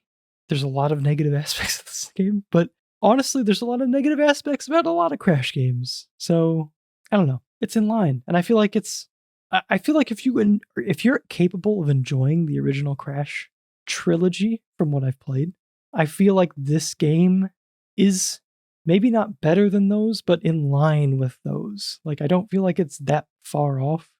It is more Crash. There's probably more vehicle levels than you want, but it's still got some, good, frustrating, challenging platforming Crash Bandicoot goodness. That's subjective, but I think it's more Crash than not Crash. Yes. And if you're a fan of Crash, the original trilogy, other Crash games, I feel like you are capable of enjoying this game. Very high praise, I know. That's all I got to say. Does this game need a remake, Morgan? No. Yeah, probably not. Well, especially because there's already like another Crash Bandicoot 4. Yeah, that's true. It's a better experience. Much better. I want to play that eventually, but I don't know if I mentioned this on or off the air. I just have so many games that I have to get back to. Honestly, it probably can't. It'd be cool if it got a port, if it was just available. That'd be neat, preservation wise and stuff like that. But I don't know if it's possible. I feel like there's a good chance this game is stuck in some sort of licensing hell when it comes to like voice talent or something. I don't know. Anyway, what would you like to see next from this series, Morgan? I wouldn't. Okay, yeah, not a big. Like I said, I just want Spyro. Not a big. Yes, I personally, even if Toys for Bob is not making another like proper Crash game, if they made anything that wasn't just some like gun to their head live service confusing product, that'd be great. If that was Spyro, that would be fantastic. It feels unfair that we got a new Crash game and not a new Spyro game. That's what I'm saying. That's what I'm saying. I would love to play a new Spyro game. But hey, we're playing what is new to me, a new Spyro game. Speaking of flawed experiences, hey, we're playing Spyro Enter the Dragonfly. Next episode. Next month we will be playing Spyro Enter the Dragonfly, which is maybe the first entry of Spyro on the PS2. I think so. Yeah, okay. Yeah, that's what we're going to try. I don't know anything about this game. Not developed by Insomniac, much like Crash, no longer developed by Naughty Dog. It sure is a video game. It's a video game. I'm excited to hear what you don't like about it. I'm excited to hear what you don't like about it. What am I in for? Is this going to be like a frustrating, challenging, or just monotonous? I think you're going to be like, they fucked this. They put this back in the oven. This is not done. Now, the only Spyro game that I've played is the first one. And like Crash, I felt the need to get the platinum for some reason. A much more pleasant experience getting the platinum in Spyro than in Crash. Is this a collectathon? Like, yeah, okay. Yeah. Collectathon platformer, yeah. Okay. Yeah. All right. It sure is something. Well, I'm excited. Yeah. I think. Maybe I shouldn't be. Anyway, thank you for listening to this episode. Please support the podcast by leaving a review or rating. Subscribe, follow, stay up to date. Share the show with a friend who loves this generation of video games. I don't know. Please write in with any questions or feedback or lore to analogschtickmail at gmail.com. Until next time, goodbye.